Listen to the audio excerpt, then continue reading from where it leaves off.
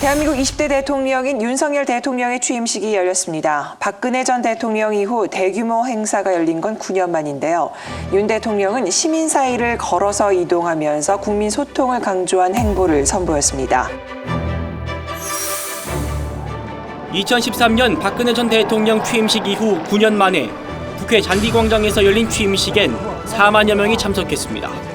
김 여사는 윤 대통령의 한 발짝 뒤를 따르며 고개를 숙이거나 주먹 인사를 나누며 취임식 참석자들에게 감사를 표했습니다. 대통령으로서의 직책을 성실히 수행할 것을 국민 앞에 엄숙히 선서합니다. 대통령 윤석열.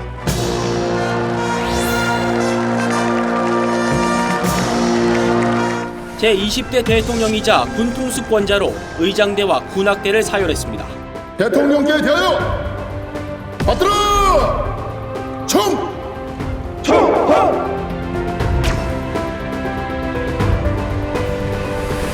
군은 국가 원수에 대한 경의 표시로 21발의 예포를 발사했고 윤 대통령은 거수경례로 화답했습니다. 1시간 동안의 취임식을 마친 윤 대통령은 청와대가 아닌 용산 집무실로 향했습니다. 74년 청와대 시대는 역사의 뒤안길로 사라졌고 용산 시대가 막을 올렸습니다. 윤석열 대통령의 취임식 어떻게 보셨을까요? 네, 취임식엔 다녀오셨죠? 다녀왔습니다. 네, 분위기 어땠나요? 글쎄, 제가 보기에는 상당히 감동적이었는데, 네. 예, 다른 거와는 좀 달랐던 것 같아요. 어떤 게요?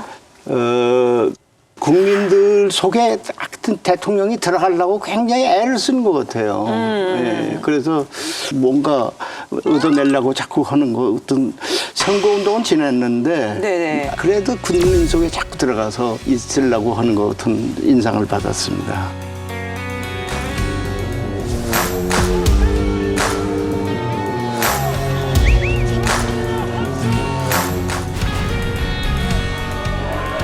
윤석열 대통령 네 분께서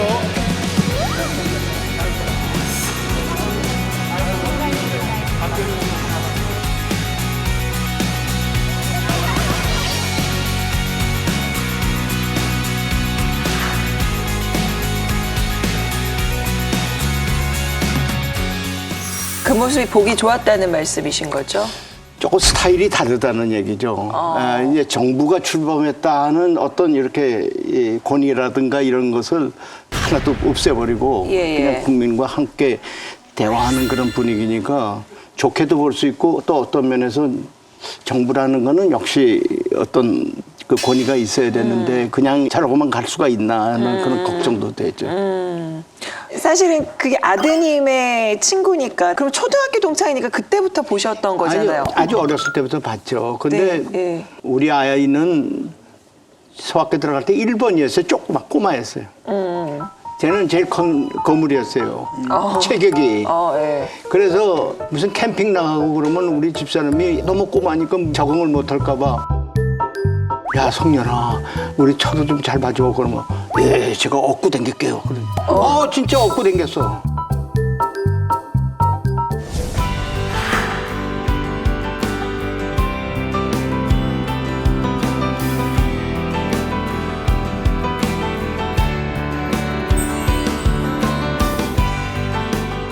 그래서 그때부터 보니까 이렇게 리더십이 있어. 이 보수기질이 있어. 네. 변죽이라 그래야 되나요? 하여튼 그런 면은 좀 없는 것 같아요. 그런 쇼맨십은 좀 떨어지죠. 네. 떨어지고. 예. 제가 비화를 얘기를 할게요. 검찰일 때인데요.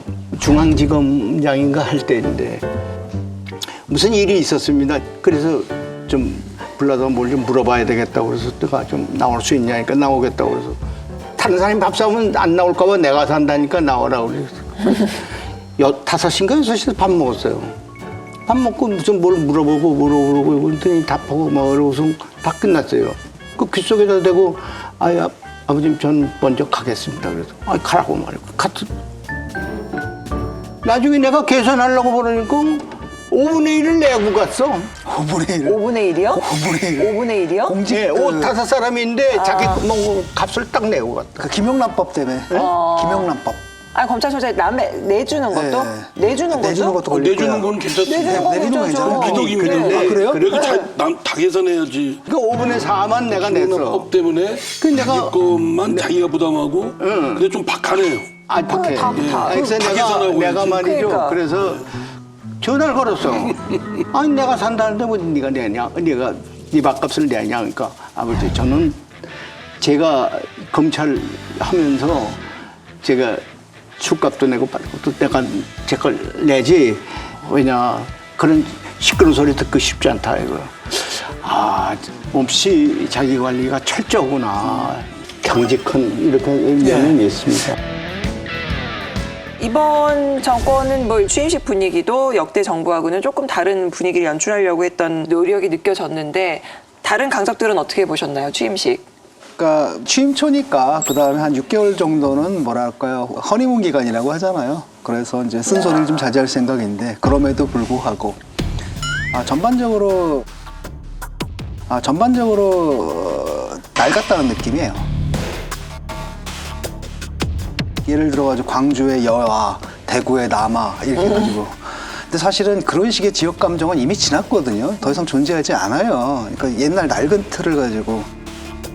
그리고 180m 가량 이제 시민들과 걷고 이런 것들을 이제 보여주고 낮은 자세를 임하겠다라는 건데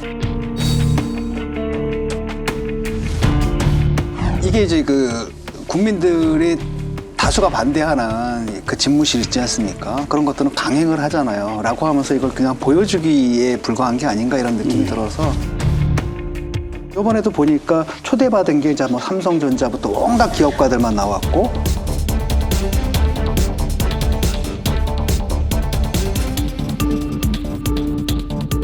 노동자들 단체는 하나도 없고 그다음에 장애인 단체 같은 경우에도 초청한다라고 하더니 인수위에서 결국 전장현 사람들은 90m 밖에서 거기 이동권 시위하고 있었고 초청을 못 받았거든요. 이랬을 때 대통령은 그게 아니거든요.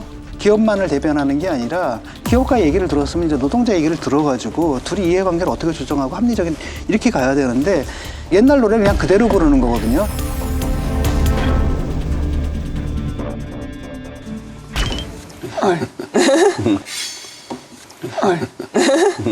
이제 야당 됐으니까 야당 먼저 이야기하시네. 야당 됐으니까 야당 먼저 이야기하시네. 그러면 야당대 소감부터 먼저 여쭤볼까요? 좀 씁쓸해합니다. 예, 그 윤석열 대통령의 그 특유의 강점이라고 할 수 있는 추진력 또는 뭐 소위 구태 정치에 때가 덜 묻었다라고 평가할 수 있는 측면도 있을 거라고 생각되고요. 그러나 저는 좀 이제 야당 시각에서 좀 쓴소리를 하면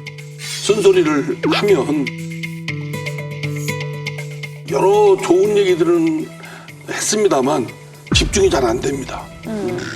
임기 5년 동안에 단임제 대통령으로서 사실은 국정을 끌어가야 될 어떤 비전, 목표, 그를 위한 전략적 실행 방안 이런 것들을 국민들로 하여금 울림을 막 줘야 되는데 그런 거는 이렇게 별로 와닿지가 않고 그냥 그 우리 사법시험 볼 때 그 모험 답안 쓸 때 좋은 그 키워드는 열거는 했지만 그러나 도대체 뭐 하겠다는 거지? 라고 반추해 보면 별로 떠오르는 게 별로 없어요. 이번 취임사에서 자유라는 단어를 35번을 썼다고. 너무 많이 썼다고 저는 생각을 해요. 우리는 자유의 가치를 제대로 그리고 정확하게 인식해야 합니다. 자유의 가치를 재발견해야 합니다. 자유로운 정치적 권리, 자유로운 시장이 숨쉬고 있던 것은 어떤 사람의 자유가 유린되거나 자유 시민이 되는데 필요한 조건을 충족하지 못한다면 모든 자유 시민은 연대해서 도와야 합니다. 대선 끝나고 나서 윤석열 당선인 시절에 분명히 그랬거든요. 지난 정부, 문재인 정부의 성과, 좋은 점은 계승하고 또 부족한 점은 메꾸고. 윤석열 대통령 당선인께서는 감사하다. 국정은 축척의 산물이다. 잘된 정책은 계승하고 미진한 정책에 대해서는 개선해 나가겠다. 그런데 그런 자세를 계속 견지하면 참 좋았을 텐데 그런 등등의 자유라는 말을 35번이나 했어요. 그 말 중에는 뭐 재건이라는 말도 나오거든요. 네. 국민이 주인이 되는 나라를 재건하겠다. 저는 이 나라를 자유민주주의와 시장경제 체제를 기반으로 국민이 진정한 주인인 나라로 재건하고 국제사회에서 책임과 역할을 다하는 나라로 만들어야 하는 시대적 소명을 갖고 오늘 이 자리에 섰습니다. 그럼 뭐가 폐허가 돼서 다시 세운다는 얘기 아니겠어요? 네. 상당히 제가 야당이 돼서 민감하게 받아들였는지 모르겠지만 굳이 쓰는 용어 중에 왜 재건을 썼을까? 반면에 통합, 협치, 또 야당을 존중, 반대파에 대한 포용 이런 부분은 전혀 거론이 안 됐거나 소홀히 취급된 부분이 있고. 제가 그 취임사에 통합 얘기가 빠졌다고 지적하시는 분들이 있는데 너무 당연한 거기 때문에 통합이라고 하는 것은 우리 정치 과정 자체가 국민 통합의 과정입니다. 나는 통합을 어떤 가치를 지향하면서 할 것이냐 얘기한 거니까 그렇게 좀 이해를 해 주시면 됩니다. 지금은 자유보다 더 중요한 것은 소토이잖아요. 국내 정치에서는. 예? 소토이라고 하는 것은 야당을 제외하고는 할 수가 없잖아요. 그러면 취임식에 취임사 끝나고 내려와서 야당 의원들이 모여있는 자리 거기에 직접 가셔갖고 야당 지도부에게 오늘부터 제가 당선 대통령 취임했습니다. 고개 한번 숙이고 대통령 또 고개를 숙여야 되잖아요. 그러면요. 고개 숙이고 야당에게 정말로 야당 의원 여러분, 야당 지도자 여러분, 제가 일을 신나게 잘 할 테니까 좀 도와주십시오. 네. 이렇게 했으면 국민들이 아마 상당히 감동하지 않았겠느냐. 그게 좀 부족했어요. 임 대통령 내분을 환송하신 후 중앙 통로로 행진하신 임 대통령 내분을 환송하신 후 중앙 통로로 행진하신. 근데 이런 점은 없을까요?